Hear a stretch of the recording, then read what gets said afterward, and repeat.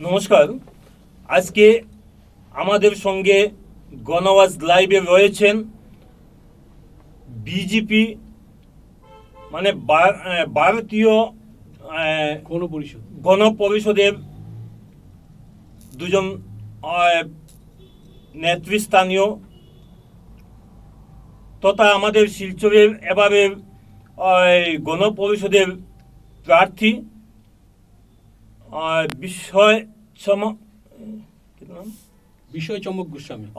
চমক গোস্বামী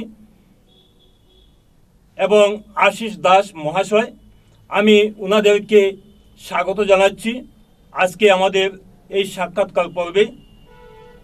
তো আশিস দাস মহাশয় হচ্ছেন, আমি ওনাদের পরিচয় আরও একটু বিস্তারিত দিয়ে দিচ্ছি। উনি হচ্ছেন স্পোকসম্যান বরাকবেলি বিজেপির, এবং বিস্ময় চমক গোস্বামী উনি বিজেপির ভাইস প্রেসিডেন্ট এবং আমাদের এই শিলচরের উনি এবার প্রতিদ্বন্দ্বিতাও করছেন। তো আজ আমরা ওনাদের কাছ থেকে বিজেপি সম্পর্কে, বিজেপির আদর্শ উদ্দেশ্য কী চিন্তাধারা নিয়ে গঠিত হয়েছে, বিজেপি কি করতে চায়, এ সম্পর্কে আপনাদের সামনে তুলে ধরব, ওনাদের কাছ থেকে আমরা জানব।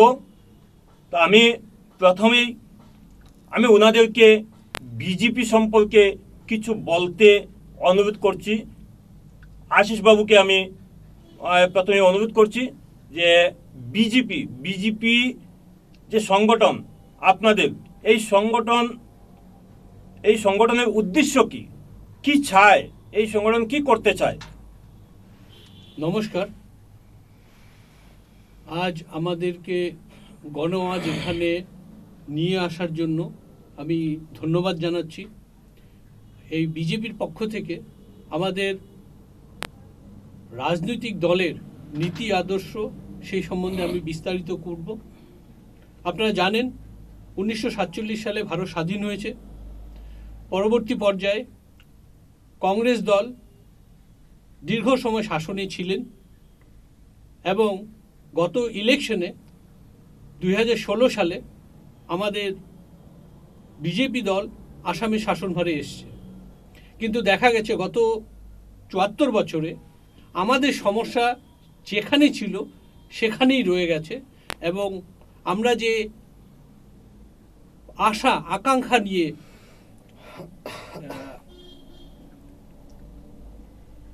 কাজ করছিলাম কোনো কিছুই আমাদের সমাধান হয়নি। এবং আজকের ডেটে আমাদের এখানকার মানুষ দ্বিধাগ্রস্ত, ভীতিগ্রস্ত এবং দিশাহীন হয়ে গেছে। সেই পরিস্থিতিতে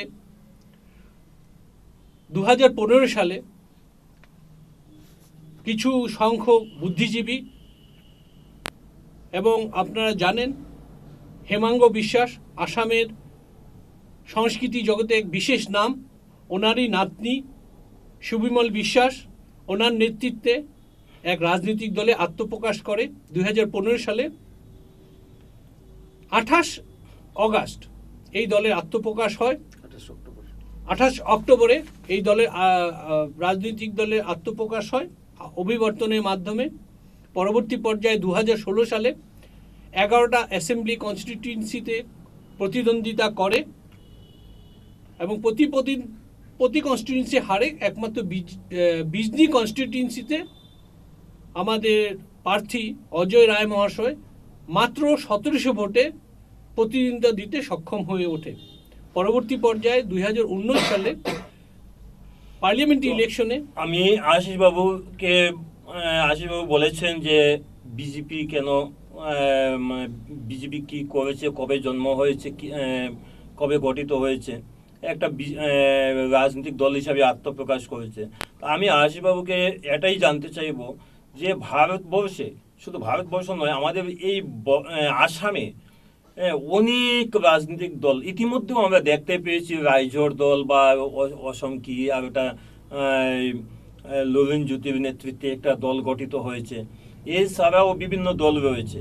তো এই যে বিজেপি হ্যাঁ, তো বিজেপিটার উদ্দেশ্য কি?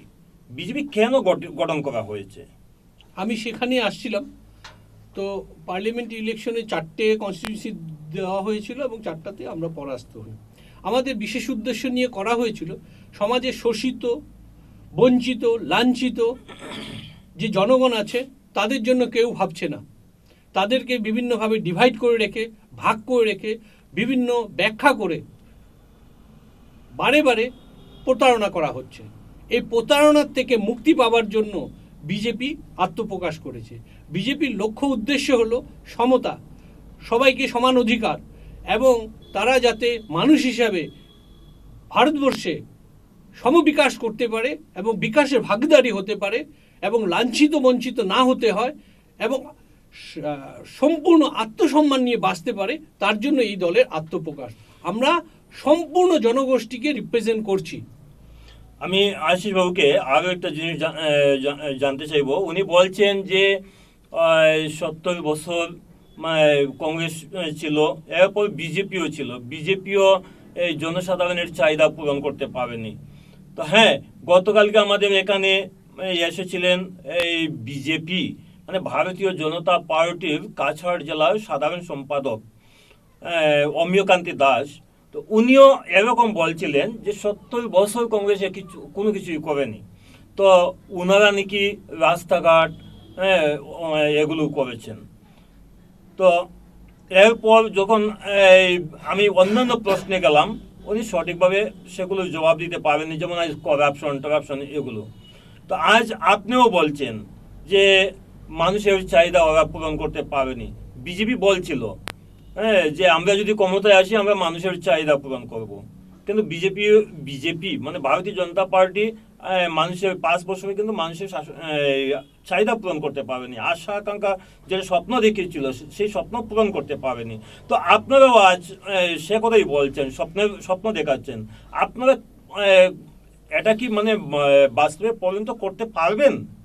সুন্দর প্রশ্ন করেছেন।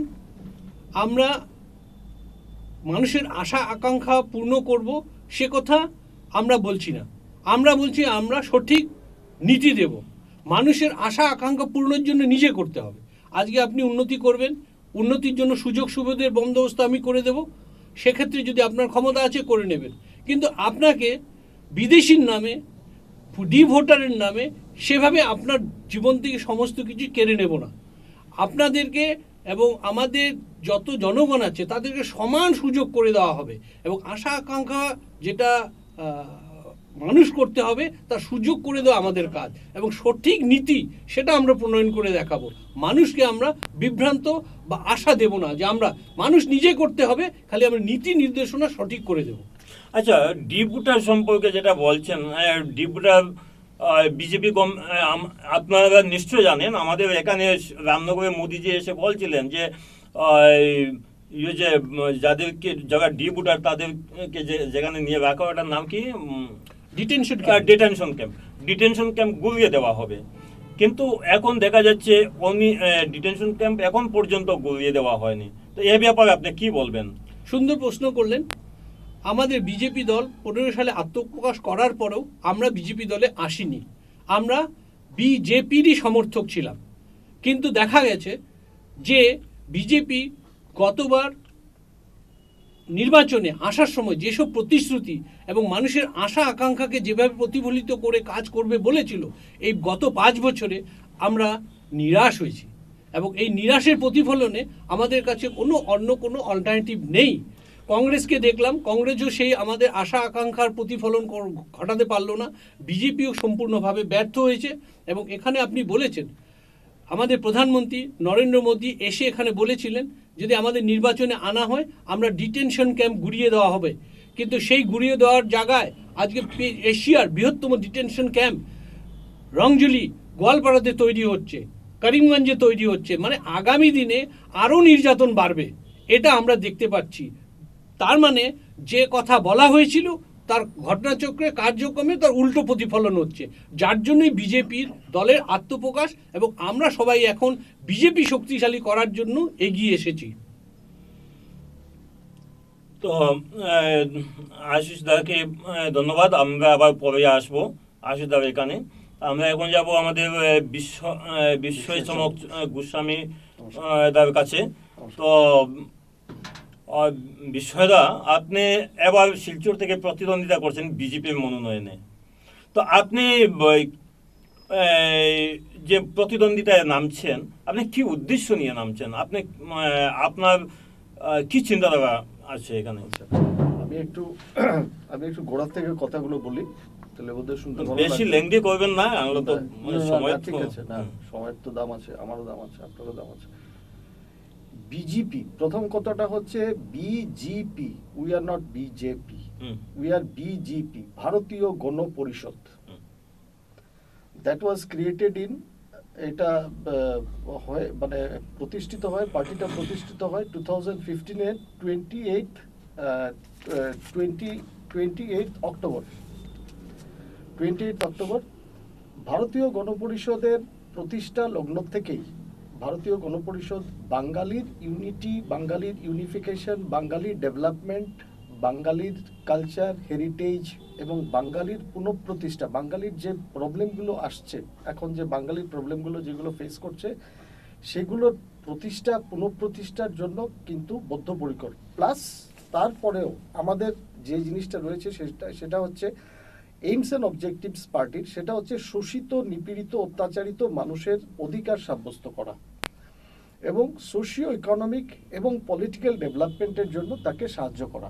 মানে এটা গোড়ার কথা আমি কিছু বললাম। দেখেন, এটা তো প্রত্যেকটা রাজনৈতিক দলের, প্রত্যেকটা সামাজিক সংগঠন, যেগুলো সামাজিক সংগঠন গৌহাটি থেকে রেজিস্ট্রেশন নেয়, ওরাও যখন একটা সংবিধান বানায়, এখানে এই সমাজসেবামূলক কথাবার্তা লেখা থাকে। একটা রাজনৈতিক দল, প্রত্যেকটা রাজনৈতিক দলেরই মানে লিখিত যে ওটা সংবিধানটা, সেটা কিন্তু অনেক কিছু থাকে, কিন্তু বাস্তবে কিন্তু এগুলো হয় না। ডেফিনেটলি আমি আপনাকে সেই কথাগুলোর প্রশ্নের জবাব দিচ্ছি। প্রথম কথা তো হচ্ছে গোড়ার থেকে মানুষকে বুঝতে হবে যে ভারতীয় গণপরিষদ কি চায়। তো দ্যাট আই মেড ক্লিয়ার। এখন কথা হচ্ছে, আমি যদি শিলচর থেকে প্রতিদ্বন্দ্বিতা করে ভারতীয় গণপরিষদের হয়ে আমি যদি অ্যাসেম্বলি ইলেকশনে আমি যদি কন্টেস্ট করে, আমি যদি মানে ওইখানে যদি আমি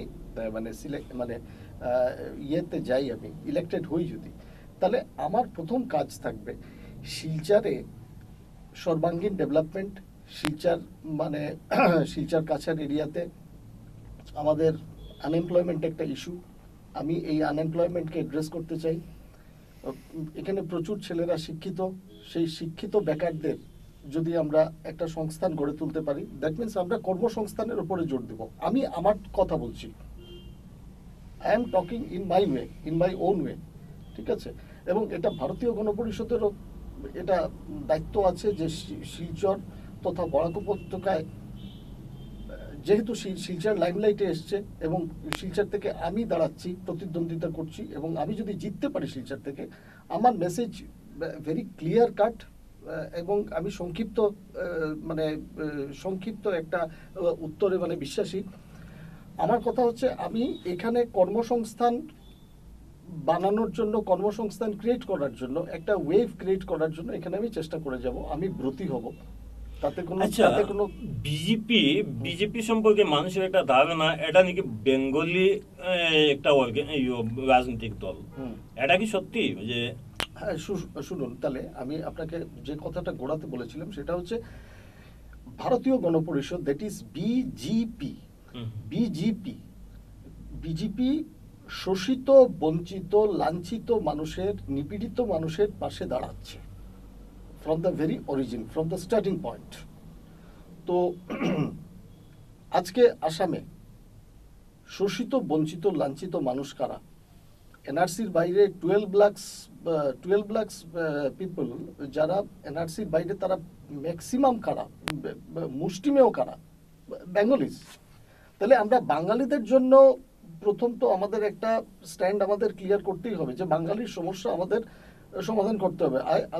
we have to address the problem, ঠিক আছে? এটার মধ্যে কিন্তু কোনো সংশয় নেই। আমি কোনো সংশয় রাখতে চাই না যে আমি বাঙালির জন্য আমি কাজ করব। এবং আসামের 75% ভোটার্স দে আর বেঙ্গলিজ। তো আমি এখানে আমি ক্লিয়ার কাট বলতে চাই যে বাঙালির যে সমস্যা রয়েছে রাইট ফ্রম ভারতের স্বাধীনতা, ইন্ডিপেন্ডেন্সের পর থেকেই যে বাঙালির যে সমস্যাগুলো রয়েছে, বাঙালির সমস্যার উপরে আমাদের হাইলাইট করতেই হবে, আমাদের ফোকাস করতেই হবে। সামনের যে দিনগুলো আসছে এই সমস্যাটাকে পেন্ডিং রাখলে চলবে না। We have to address the problem and that should be clear, very loud and clear voice. আমি বলছি যে বাঙালির সমস্যার সমাধান করতে হবে, কিন্তু আমাদের পলিটিক্যাল পার্টি এবং আমাদের পলিটিক্যাল স্ট্যান্ডটাই হচ্ছে শোষিত, বঞ্চিত, লাঞ্ছিত, নিপীড়িত মানুষের পাশে দাঁড়ানো। এবং আমার প্রেসিডেন্ট, আমার ভারতীয় গণপরিষদের প্রেসিডেন্ট শ্রী শ্যামল সরকার, বর্তমান প্রেসিডেন্ট শ্রী শ্যামল সরকার এটার উপরে জোর দিচ্ছেন, এটার উপরে এমফেসাইজ করছেন, এটার উপরে যথেষ্ট মানে যেখানেই তিনি যাচ্ছেন, যেখানেই কোনো সভা হচ্ছে, যেখানেই কোনো মিটিং হচ্ছে, উনি বলছেন যে আমরা শোষিত, বঞ্চিত, লাঞ্ছিত, নিপীড়িত, অত্যাচারিত মানুষের পাশে আমরা দাঁড়াবো। তো হোয়াট ডাজ ইট মিন? আমরা কি শুধু বাঙালির জন্য? না, দ্যাট ইজ নট। আচ্ছা, কথাটা হচ্ছে যারা মানে এই ডিটেনশন ক্যাম্পে আছে, আমাদের শিলচরে আছে, তাদের জন্য আপনার দল এখন পর্যন্ত কি কি করতে পেরেছে, কি কি করেছে? আমরা দেখুন, আমরা যারা ডিটেনশন ক্যাম্পে আছেন, আমরা তাদের জন্য সরকারের কাছে আবেদন করছি যে তাদের ব্যাপারটা আপনারা হিউম্যানিটেরিয়ান গ্রাউন্ডে আপনারা যে জিনিসগুলো একটু রিকনসিডার করুন। কারণ মানবীয় কারণগুলো তো প্রথম না। আজকে একটা মানুষের কিছু কাগজপত্রের কিছু টেকনিক্যাল ফল্টের জন্য, এটা কিন্তু তার ফল্টও না, কিছু technical fault, I'd like to say technical fault.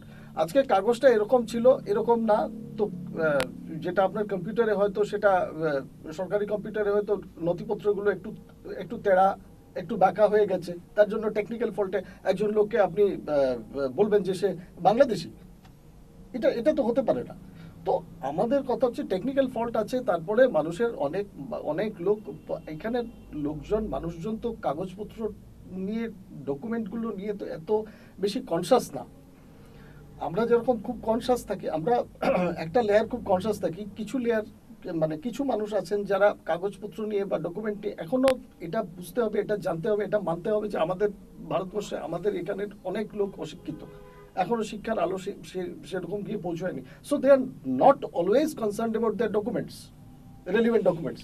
তো ব্যাপারটা হচ্ছে এখন যদি মানুষগুলোকে শুধু তার কাগজপত্রের হিসাবে যদি তাকে মূল্যায়ন করা হয়, তাহলে মানুষের ভ্যালু কি? কাগজপত্র। তাহলে আজকে যদি একজন আইএএস অফিসারের যদি সার্টিফিকেটগুলো হেরে যায়, ভাবলাম এখানে একটা বিরাট সুনামি হয়ে গেল, লার্জ সুনামিতে একজন আইএএস অফিসার একজন আইপিএস অফিসার তার সব কাগজপত্র হারিয়ে ফেললো। তার মানে কি সে কালকে কি রাস্তার মধ্যে দাঁড়িয়ে কি কাগজ কুড়োবে? দেখেন, এরকম স্বপ্ন কিন্তু দেখেন, জনসাধারণকে এরকম স্বপ্ন কিন্তু সবাই দেখায়, হ্যাঁ, কিন্তু বাস্তবে কিন্তু এগুলো কেউ করছে না। যদি করতো তাহলে আজ এই অবস্থা হতো না। আপনি নিজেই জানেন যে এই বিজেপি গভর্নমেন্ট আসার পর বা আসার আগে, যখন গত নির্বাচনের আগে বিজেপি কিন্তু সুশাসনের একটা দিয়েছিল। হ্যাঁ, এর আগে আমি বলেছি যে মোদিজি এখানে এসে বলছিলেন যে যদি কেন্দ্রে এবং আসামে বিজেপি গভর্নমেন্ট আসে তাহলে ডিটেনশন ক্যাম্প গুড়িয়ে দেওয়া হবে। এটা কিন্তু নির্বাচনী একটা ভাষণ ছিল। এরপর আমরা দেখেছি গত নির্বাচনে ইস্তাহারে বিজেপি সুশাসনের কথা বলেছে। হ্যাঁ, কিন্তু মানুষকে এভাবে কিন্তু প্রত্যেকটা রাজনৈতিক দল বিভিন্ন আশা দেখিয়ে তাদের যে মূল্যবান অধিকার, যেটা ভোটাধিকার, সেই ভোটাধিকার নিয়ে নেয়। এরপর মানুষ, এই জনসাধারণকে যে নিপীড়িত যেভাবে আছে সেভাবেই থাকতে হচ্ছে, আরও নিপীড়িত হচ্ছে। হ্যাঁ, তো আজ এই ব্যাপারে আপনি যে বলছেন যে নিপীড়িত এবং শোষিত জনসাধারণের স্বার্থে আপনারা কাজ করবেন, সেটা মানুষ কীভাবে বিশ্বাস করবে আপনাদেরকে? শুনুন, তাহলে আমি আপনাকে আরেকটা কথা বলি। এটা খুব ভালো প্রশ্ন আপনি করেছেন। আমরা দেখেছি, দেখুন, আজকে এখানে আমার বসার মানে উদ্দেশ্য কোনো পার্টিকে নিন্দা করা নয়, বদনাম করা নয়। আমি এটা জানি যে পাবলিক ভীষণ কনসাস, মানুষ খুবই কনসাস, মানুষ সবই বুঝতে পারে। আশিসদা বলেছেন যে গত নির্বাচনেও মানে এর আগে বিজেপিকেও আপনার উনি সাপোর্ট করতেন, হ্যাঁ, কিন্তু এখন সাপোর্ট করছেন না। ঠিক আছে, উনি সাপোর্ট করতেন, উনি দেখছেন যে বিজেপি এইভাবে মানুষের কথা রক্ষা করতে পারেনি, যার কারণে উনি বিজেপিতে এসেছেন, মানে বিজেপি ভারতীয় গণপরিষদে এসেছেন। হ্যাঁ, তো আগামীতে এই গণপরিষদ যে মানুষের এই চাহিদা যে পূরণ করতে পারবে, বা মানুষের যে আশা আকাঙ্ক্ষা যেটা নিয়ে স্বপ্ন দেখাচ্ছে, সেই স্বপ্ন পূরণ করতে পারবে। খুব ভালো প্রশ্ন করেছেন আপনি।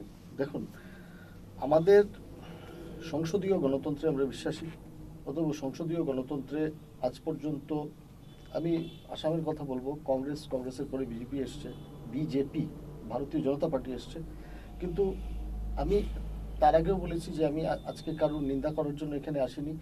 মানুষ কনসাস, মানুষ সচেতন, মানুষ দেখেছে বিজেপি কি করেছে, কংগ্রেস কি করেছে, ঠিক আছে।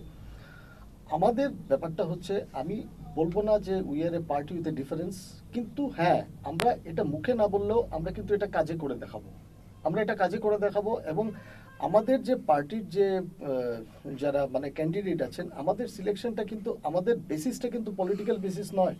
আমরা কিন্তু নন পলিটিক্যাল পার্সন, আমরা পলিটিক্যালি একটা কিছু করার জন্য determined, we are very determined to do something different. তো এটা আমরা মুখে বলবো না, আমরা এটা কাজে করে দেখাবো। এবং যদি 2021-এর ইলেকশনে, অ্যাসেম্বলি ইলেকশনে যদি আমাদেরকে নির্বাচিত করা হয়, হ্যাঁ, আজকে শিলচর থেকে আমি কন্টেস্ট করব ভারতীয় গণপরিষদের হয়ে, যদি আমাকে নির্বাচিত করা হয়, তাহলে অন্তত শিলচরের লোক, কাছাড়ের লোক, বরাকের লোক এটা দেখতে পারবে যে বিশ্বচন্দ্র গোস্বামী যা বলে তা করে দেখায়। আমি কিন্তু কাজের ছেলে, আমি কিন্তু কাজের লোক, এবং আমার আসল পরিচয়, আমি কিন্তু এবার পলিটিক্যাল। নির্বাচনে আপনার দল আসামে কতটা সিটে মনোনয়ন দিচ্ছে? এবার নির্বাচনে আসামে আমাদের দল প্রায় 50 সিটস, প্রায় 50টা সিটে দেবে। 126টা সিটের মধ্যে যদি 50টা সিটে দেয়, সব সিট তো আর যেতেও সম্ভব নয়। না। আর যদি যেতেও, তাহলে তো সরকার বানাতে পারছে না। না, তো কিন্তু আপনারা কি একটা আদাতে decide- যাচ্ছেন, অন্য অন্য রাজনৈতিক দলগুলোর সঙ্গে আদাতে যাচ্ছেন, বিজেপির সঙ্গে, কংগ্রেসের সঙ্গে, বা ইউডিএফ এর সঙ্গে? সেটা এখন বলা যাবে না, এটা এটা এটা নির্বাচনের পরে, আফটার ইলেকশন, এটা এটা এটা এখন বলা যাবে না। এটার কারণ হচ্ছে, আমরা হয়তো কোনো ডিসাইডিং ফ্যাক্টর হতে পারি, তো এখন এটা বলা যাবে না। এবং আমাদের মুখ্য উদ্দেশ্য হচ্ছে মানুষের ডেভেলপমেন্ট, নিপীড়িত, শোষিত, অত্যাচারিত, লাঞ্ছিত মানুষের জন্য আমরা স্টেপ নিতে পারি, আমরা একটা ক্যালকুলেশন নিতে পারি, আমরা একটা চিন্তা ভাবনা করতে পারি, ঠিক আছে। তো ব্যাপারটা হচ্ছে এখানেই যে আমরা একটা ডিসাইডিং ফ্যাক্টর হতে পারি, 2021-এর ইলেকশনে আমরা ডিসাইডিং ফ্যাক্টর হতে পারি, এবং আমরা হব, এটা আমরা ডেফিনিট, এটা আমাদের মানে ক্যালকুলেশন। ডিসাইডিং ফ্যাক্টর হতে পারেন, হুম। কিন্তু আপনার নিশ্চয়ই যে কোনো একটা দলের সঙ্গে আদাতে যেতেই হবে। তো সেটা দেখুন, সেটা আমাদের আমাদের পয়েন্ট অফ ভিউ খুব ক্লিয়ার, আমরা সেকুলার, হুম, ঠিক আছে, আমরা সেকুলার, আমরা পলিটিক্সের মধ্যে ধর্ম আনি না, বা ধর্মের মধ্যে পলিটিক্স ঢুকাই না, হুম। ঠিক আছে। আমাদের পয়েন্ট ভীষণ ক্লিয়ার, আমরা মানুষের জন্য কাজ করব, মানুষের ডেভেলপমেন্টের জন্য কাজ করব, মানুষের সোশিও ইকোনমিক পলিটিক্যাল ডেভেলপমেন্টের জন্য কাজ করব। আমি প্রথম থেকেই বলছি যে এটাই আমার উদ্দেশ্য। ঠিক এটাই- আছে, কিন্তু আপনি যখন অন্য একটা দলের সঙ্গে আতাতে যাবেন, আপনি আমার আশিস দা বলেছেন যে আমরা কংগ্রেসকে দেখেছি, আমরা উনি বিজেপিকেও সমর্থন করতেন, বিজেপিতেও সমর্থন করেছেন, কিন্তু এরপর দেখা গেছে বিজেপিও এই চাহিদা, মানে মানুষকে যা বলে তা করে না। হ্যাঁ, যার কারণে উনি এখন ভারতীয় গণপরিষদে এসেছেন। হ্যাঁ, তো এখন যদি ভারতীয় গণপরিষদ যদি আপনারা 50টা সিট দিয়েছেন, হ্যাঁ, 50টা সিটে কন্টেস্ট করবেন, সবকটা তো নতুন দল হিসেবে সবকটা সিট তো জেতা সম্ভব না। তো এরপর যদি আপনারা যে কজন জিতবেন, আপনারা কি অন্য দলের সঙ্গে আঘাত করবেন? যদি আঘাত করে থাকেন, তাহলে সেই দলগুলো তো আগেই আপনারা বলছেন যে সেই দলের কোনো ইয়ে নেই। হ্যাঁ, সেই দলগুলো থেকেই উনি বের হয়ে এসেছেন। হ্যাঁ, যেমন কংগ্রেসও কোনো কাজ করেনি, বিজেপিও মানুষের চাহিদার মতো কাজ করেনি, যা বলে তা করেনি। খুব ভালো প্রশ্ন করেছেন, খুব ভালো তো প্রশ্ন। সেই সময় আপনাদের ভূমিকা কি হবে? খুব ভালো প্রশ্ন করেছেন। আমাকে একটু বলতে দিন। প্রথম কথা হচ্ছে, আপনাকে এটা বুঝতে হবে যে পলিটিক্স ব্যাপারটা খুব ডাইনামিক ব্যাপার। কালকে যে অবস্থায় ছিল, আজকে সেই অবস্থায় নয়। না হলে ভারতীয় গণপরিষদ, বিজেপির আত্মপ্রকাশ হতো না, এবং আমাদের মতো লোক কিন্তু বিজেপিতে আসতো না। এটা রুলিং পার্টির ফেলিয়ার বা আগের যে সাকসেসিভ গভর্নমেন্টসগুলো ছিল সেই গভর্নমেন্টসগুলোর ফেলিয়ারের জন্যই কিন্তু আজকে ভারতীয় গণপরিষদ, এবং আমি আপনাকে বারবার বলছি, রিপিটেডলি বলছি, যে ভারতীয় গণপরিষদের স্ট্যান্ডটা কিন্তু খুব ক্লিয়ার, অত্যাচারিত, নিপীড়িত, শোষিত, বঞ্চিত মানুষের পাশে দাঁড়ানো। এবং আরেকটা কথা আপনাকে জানতে হবে যে পলিটিক্স ব্যাপারটা কিন্তু খুব ডাইনামিক ব্যাপার। পলিটিক্স কিন্তু স্ট্যাটিক না, পলিটিক্স এক জায়গায় বসে নয়। কালকে যে তার যে পরিস্থিতি ছিল আজকে কিন্তু তার সেই পরিস্থিতি নয়। সামাজিক পরিস্থিতি, পলিটিক্যাল পরিস্থিতি কিন্তু বদলে যাচ্ছে, বদলে গেছে, দেশ দুনিয়া বদলে গেছে। দিল্লিতে অবস্থা দেখুন, দিল্লিতে কি হয়েছে। আজকে ভারত সরকার মুখ লুকোচ্ছে, কৃষক আন্দোলনের কাছে চাপে পড়ে গেছে, মুখ লুকোচ্ছে। হ্যাঁ, তো পরিস্থিতি সেরকম নয়। এখন আমরা যদি 50টা সিট দিই, হয়তো হতে পারে 50টা সিটেই আমরা জিতে যাব আমাদের, কারণ আমাদের মেসেজ ভীষণ লাউড এবং ক্লিয়ার। এবং আপনাদেরকে এটা জানতে হবে যে আসামে 75% সেটেলার্স আর বেঙ্গলিজ। তো আপনার সংগঠন election- এখন পর্যন্ত বেঙ্গলিদের মধ্যে হুম। কতটুকু প্রভাব ফেলতে পেরেছে? ভীষণ প্রভাব শিলচরে ফেলেছে। কতটুকু ফেলতে ভীষণ পেরেছে? ভীষণ প্রভাব ফেলেছে, ভীষণ প্রভাব ফেলেছে। আপনারা দেখবেন election- শিলচরে আপনার সংগঠনে কতজন এখন পর্যন্ত সদস্য হয়েছে? সংগঠনে দেখুন, সংগঠনে সেভাবে সদস্য বা আমরা ইন্টারেস্টেড নই, আমরা সেরকম ভাবে ম্যাথমেটিক্সের জন্য ইন্টারেস্টেড নই। আমরা চাইছি যে মানুষের কাছে আমাদের মেসেজটা যাবে, that should be loud and clear, that should be clear. আমি ম্যাথমেটিক্সের উপরে বিশ্বাসী নই, কারণ পলিটিক্যাল ব্যাপারটা হচ্ছে কনসেপ্টের ব্যাপার। পলিটিক্স এটা একটা কনসেপ্ট, এটা একটা আইডিয়া, এটা একটা ডেভেলপমেন্টের জন্য, মানুষের ডেভেলপমেন্টের জন্য, হিউম্যান ডেভেলপমেন্টের জন্য এটা একটা আইডিয়া, এটা একটা এমন একটা প্ল্যাটফর্ম যেখানে দাঁড়িয়ে আপনি মানুষের জন্য করতে পারবেন। ঠিক আছে, আজকে সামাজিক পয়েন্ট অফ ভিউ থেকে দেখছি বা ধর্মীয় পয়েন্ট অফ ভিউ থেকে দেখছি, আমরা সেই ডেভেলপমেন্ট মানুষের জন্য করতে পারবো না যতক্ষণ পর্যন্ত আমরা না পলিটিক্সে আসি। আরেকটা ব্যাপার হচ্ছে, আপনি যদি পলিটিক্সে না আসেন তাহলে আপনাকে এটা ধরে নিতে হবে। আমি আপনাকে এটা আশিস ধরে নিতে আমি আশিস দাসকে এখন একটা প্রশ্ন করব। আমি জাস্ট আমার কথাটা আমি শেষ করে নিই, কাইন্ডলি প্লিজ এলাও মি। আপনাকে এটা ধরে নিতে হবে যে আমরা যদি পলিটিক্সে না আসি তাহলে আমাদেরকে ধরে নিতে হবে যে আমাদের থেকে নিকৃষ্ট কেউ আমাদেরকে চালাবে। তো সেটা আমরা সেটা হতে দেব না। এইবার 2021 ইলেকশনে আমরা সেটা হতে দেব না। আমাদের পলিসি উন্নত, আমাদের মেসেজ মানে ভীষণ ক্লিয়ার। বর্তমান যে শিলচরের যিনি বিধায়ক আছেন উনি কি আপনার থেকে নিকৃষ্ট? শুনুন, বা বরাকবেলিতে যে সমস্ত বিধায়ক আছেন, 15 জন বিধায়ক আছেন, ওরা কি আপনার থেকে নিকৃষ্ট? দেখুন, আপনি মনে সেটা করেন? পাবলিক বলে, সেটা পাবলিক বলবে, সেটা আমি বলবো না। না, আপনি অল্প আগে বলেছেন যে আমাদের থেকে নিকৃষ্ট। না না না না হ্যাঁ। না না না, সেটা পাবলিক বলবে। দেখুন, সেটা অ্যাক্টিভিটিস বলবে। আমাকে তো সেই অ্যাক্টিভিটি দেওয়ার, সেই অ্যাক্টিভিটি করার তো আমি কোনো সুযোগ পাইনি। তো আমার কাজ বলবে আমি নিকৃষ্ট না উৎকৃষ্ট। আমার কাজ বলবে, মেইন পয়েন্টটা হচ্ছে আমার কাজ বলবে আমি নিকৃষ্ট না উৎকৃষ্ট। আমি কাজ করারই সুযোগ পেলাম না, তো আমি নিকৃষ্ট উৎকৃষ্টর কম্প্যারিজনে কোথায় পড়বো? আমি বলছি যে উই উইল ডু ইট, মানে উই উইল ডু ইট, আমরা করবই করব। আমাদের সেই ইরাদা আছে, আমাদের সেই আচ্ছা, মনোবল আছে। আশিস বাবু, আপনার বরাকবেলিতে, আপনি তো বরাকবেলির স্পোক্স পারসন, তো বরাকবেলিতে না, আপনার ইনি কিন্তু বরাক ভ্যালির স্পোক্স পারসন না। আমি কথাটা একটু আপনাদেরকে আচ্ছা, পাল্টে আচ্ছা। বলতে হবে। আসামের স্পোক্স পারসন, দলীয় স্পোক্স পারসন। ও আচ্ছা, দলীয় স্পোক পারসন। তো আপনারা আসামে 50টা সিটে প্রার্থী দিচ্ছেন, হ্যাঁ, এর মধ্যে 50টার উপরে। বরাকবেলিতে কতটা সিটে দিচ্ছেন? আমাদের এক্সপেকটেশন বরাকভ্যালিতে তো 15টা সিটে, কিন্তু যদি আমাদের 5-এর উপরে এখন অবধি আমাদের কাছে অ্যাপ্লিকেশন আসেনি। তো আমরা চাইছি যে আমরা 15 সিটেই দেব। তো এটা সময় বলবে। এখন পর্যন্ত কোন কোন সিটে আপনারা পেয়েছেন? আমরা এখন পর্যন্ত কোন কোন সিটের জন্য আপনারা? এখানে আমরা পেয়েছি, সোনাইতিকে পেয়েছি, উদারবন পেয়েছি, কাটিঘোড়া পেয়েছি, শিলচর কনস্টিটিউয়েন্সি আছে, আর এ কটাই আমরা পেয়েছি। করিমগঞ্জ, হাইলাকান্দি এগুলো থেকে না, এখনো? করিমগঞ্জ হাইলাকান্দির থেকে এখনো কেউ এক্সপিডিয়েন্ট আসেনি এখন। আমি আর দুটো পয়েন্ট খুব সুন্দর বলেছে, যে জিজ্ঞাসা করেছিলেন সেই সম্বন্ধে একটু। হুম।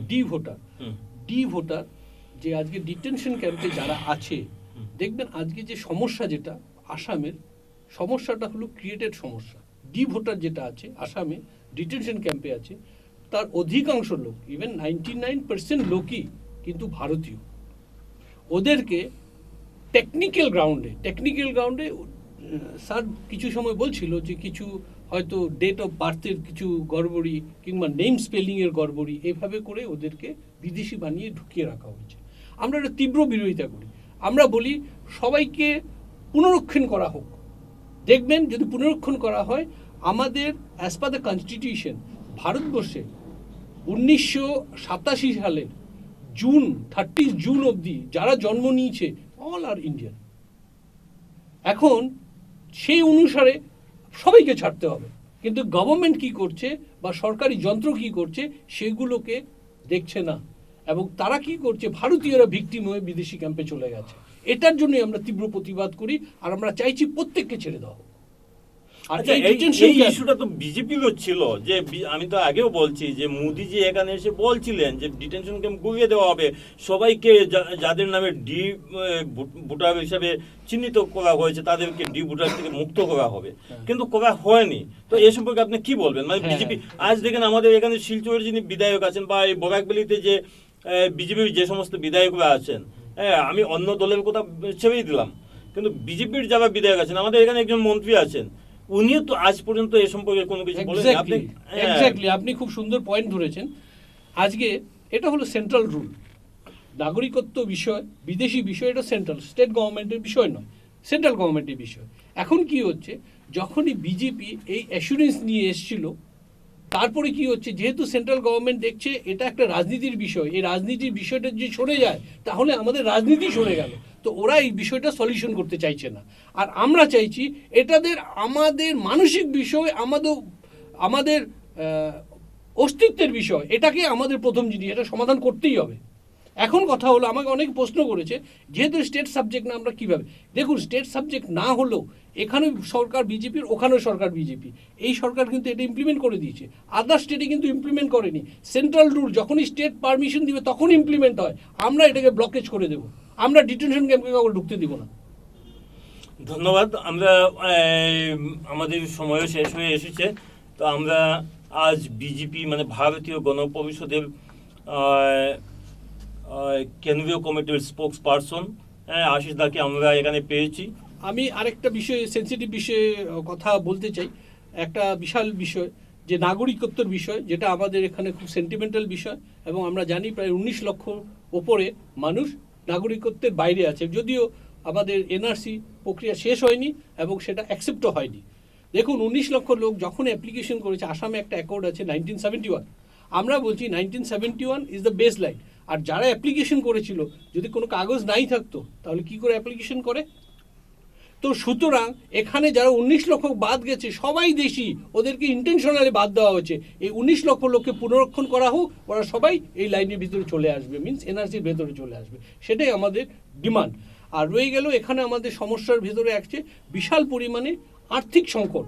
আজকে এই সরকার অনেক কিছু বিকাশ করবে বলে আজকে দেশকে বিক্রি করে দিচ্ছে, ওরা একদম দেশকে এমন জায়গায় নিয়ে গেছে যে ভবিষ্যৎ আমরা দেখতে পাচ্ছি, যার জন্যই বিজেপির জন্ম হয়েছে। আমিও আজ বিজেপিকে সমর্থন করতাম। আপনি কি এক দুটা উদাহরণ দিতে পারবেন যে ওরা কি কি বিক্রি করছে এবং কিভাবে দেশকে শেষ করে দিচ্ছে? এক্স্যাক্টলি, খুব ভালো, মানে সংক্ষেপে, আমাদের সময় তো খুব কম। হ্যাঁ, সংক্ষেপে আপনি দেখুন না, আজকে কৃষি বিল নিয়ে এসছে, যদি কৃষি বিল চালু হয়ে যায় তাহলে কৃষকের হাত থেকে তার ভূমি চলে যাবে। আজকে এলআইসির মতো অর্গানাইজেশন ডিসইনভেস্টমেন্টে চলে গেছে, এয়ারলাইন্স ডিসইনভেস্টমেন্ট হয়ে যাচ্ছে, বিএসএনএল ডিসইনভেস্টমেন্ট হয়ে যাচ্ছে, আর প্রাইভেট কিছু পার্টি পুঁজিপতি তাদের হাতে সম্পূর্ণ ব্যবস্থা চলে যাচ্ছে। আর কি বলবো, কারণ আপনাদের প্রতিজন ব্যক্তি যাদের কাজকর্ম নেই, দোকানপাট আছে, তারা বুঝতে পারছে যে আজকে কামাখ্যা যে রেলওয়ে স্টেশন মধ্যে শুনেছিলাম সেটা নাকি বিক্রি করে একটা হচ্ছে, এটা অনেক কিছু বিক্রি হয়ে যাবে। এ সম্পর্কে আপনাদের কাছে কামাখ্যা সম্বন্ধে আমার ধারণা নেই, কিন্তু এতটুকু জানি আদানি গ্রুপের কাছে গোপীনাথ বরদলৈ যেটা অনলি ইন্টারন্যাশনাল এয়ারপোর্ট, সেটা চলে গেছে, টেন্ডার পাস হয়ে গেছে, বরঝাড় এয়ারপোর্ট। তো কামাখ্যা স্টেশন হয়তো আপনি বলেছেন যেহেতু এটা প্রসেসে আছে, আর এই ধরনের কিন্তু অ্যাটেম্প হচ্ছে, এবং রেল অলরেডি পিপিপি মডেলে রেল যেটা সম্পূর্ণ সরকারি ছিল সেটা এখন বেসরকারি হাতে যাবার চেষ্টা চলছে। কয়েকটা স্টেশন অলরেডি বেসরকারি হাতে গেছে, তাই সেটা আমি জানি। একটা হলো বম্বের বান্দ্রা স্টেশনটাকে বেসরকারি কাছে দিয়ে দিয়েছে। তো এই ধরনের বেসরকারিকরণ করা হচ্ছে। 70 বছরে যেটা আমাদের মানে অ্যাকোয়ার করেছিলাম, আজকে দেখা যাচ্ছে 7 বছরে সেটা বিক্রি হয়ে যাচ্ছে। আচ্ছা, আপনাদের দল মানে বিজেপি এখন পর্যন্ত কতটা স্টেটে আপনার সংগঠন গঠন করতে পেরেছে? স্টেট হিসাবে আমরা আসামে আছি, ত্রিপুরাতে আছি, পশ্চিমবাংলায় আছি, তার বাইরে এখনো যাওয়া হয়। আপনারা পশ্চিমবাংলাতে এবার আছে। প্রার্থী দিচ্ছেন? পশ্চিমবাংলার প্রার্থী কতটা দেওয়া হবে খুব দুর্বল অবস্থায় আছে, এটা সময় বলবে। আজকের ডেটে এখানে আমি বলতে পারছি না। ত্রিপুরাতে আগামীতে দিচ্ছেন? হ্যাঁ, ত্রিপুরাতে আগামীতে আমাদের প্রার্থিত্ব দেওয়া হবে। আচ্ছা আচ্ছা। আচ্ছা, আরেকটা প্রশ্ন আপনাকে, মানে একটা প্রশ্নও নয়, আপনার আজকে কি আপনাদের যে এই এখন পর্যন্ত যে 5টা সিটের জন্য আবেদন এসেছে ওদেরকে কি আপনারা মানে সিলেকশন করে নেবেন? এখনো অবধি কাউকে সিলেকশন করা হয়নি, কারণ প্রসেস এখনো চলছে। আচ্ছা। তো যখনই আমাদের পুরো কমপ্লিট স্ক্রুটিনি হয়ে যাবে, ফাইনাল হবে, তখন পার্টি ওয়াইজ নামগুলো ডিক্লেয়ার করে দেওয়া হবে। আচ্ছা, মোটামুটি ওটা কবে পর্যন্ত হতে পারে? আগামী মাসের মধ্যে হয়ে যাবে, ফেব্রুয়ারি মাসে আমরা ডিক্লেয়ার করে দেবো, ফেব্রুয়ারি। উইদিন ফেব্রুয়ারি। তো ধন্যবাদ। আজ আপনাদেরকে আমরা এখানে সংক্ষিপ্ত সময়ের জন্য, আমাদের সময় খুব কম, ধন্যবাদ নেক্সট আপনাকে। আমরা আপনাদেরকে আমন্ত্রণ জানাবো, নিশ্চয়ই আপনারা সারা দিয়ে আসবেন। আর আপনাদের এই সময় আজকের মূল্যবান সময় দেওয়ার জন্য আপনাদেরকে অশেষ ধন্যবাদ জানাচ্ছি। তো জনসাধারণ আপনাদের কাছ থেকে অনেক কিছু জানতে পেরেছেন, হয়তো সময় আর একটু বেশি থাকলে হয়তো আরো বেশি জানতে পারতেন। আমরা খুবই কিন্তু আনন্দিত next আমরা এবং খুশি আপনাদের যে সময় আজকে দেবো। গণ আওয়াজ আমাদের ডেকে নিয়ে আসছে, এবং বরাক ভ্যালিতে আমাদের মেসেজটা লাউড অ্যান্ড ক্লিয়ার যাবে। এবং আশা করি আমাদের নীতি বা সিদ্ধান্ত সম্বন্ধে অনেক কিছু ক্লিয়ার হলো, এবং আগামীতে আপনি যখন বারে বারে ডাকবেন, আমরা আরও কিছু ইস্যু, ওগুলো আমরা স্পষ্ট ক্লিয়ারিফিকেশন দিতে পারবো। ধন্যবাদ সবাইকে। ধন্যবাদ আপনাকে ধন্যবাদ।